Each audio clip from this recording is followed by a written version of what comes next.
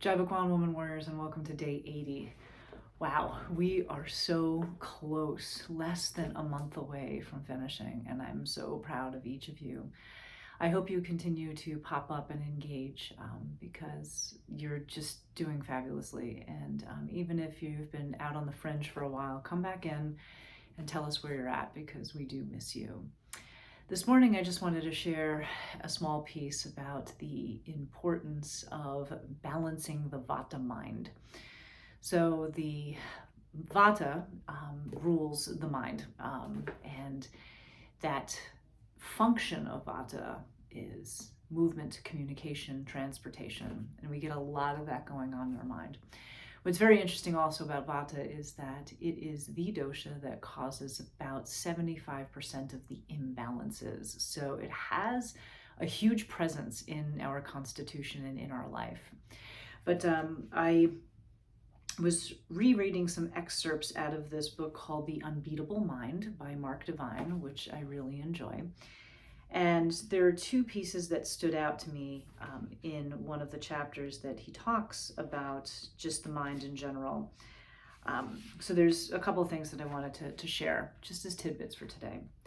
An untrained and undisciplined mind will obsess, bounce from one distraction to another, and wreak havoc on motivation with relentless negative input, depleting you of your life force and creative energy.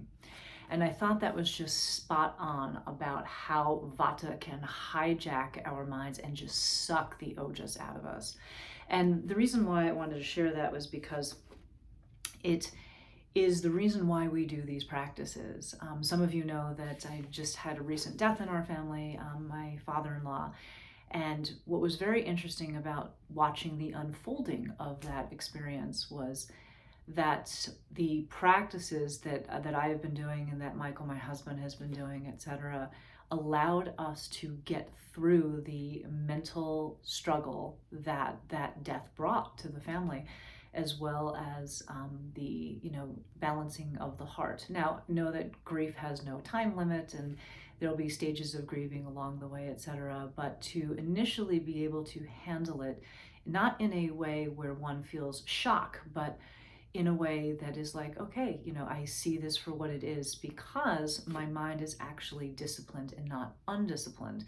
And this is why we do our meditation and pranayama practices. This is why we exercise our body every single day. This is why we have this 8-step checklist that happens every single day so that we can achieve a disciplined mind, so that when we need to call upon it for these things that happen in our lives, these events, whether it's the death of a family member or the death of a job, or something happened in the family financially or emotionally, or within family members, etc.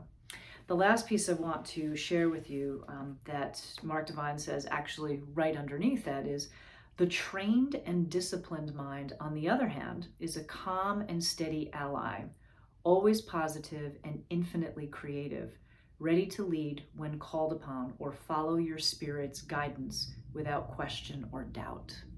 And this is the beauty of the balanced side of Vata, that creativity, that idea of limitlessness, that idea of wanting to support life and all of the positive things that you are entitled to as part of this human existence. So that's it for today. Have a wonderful rest of your day and keep up your meditation and pranayama practices. Love you all. Jai Bhagwan.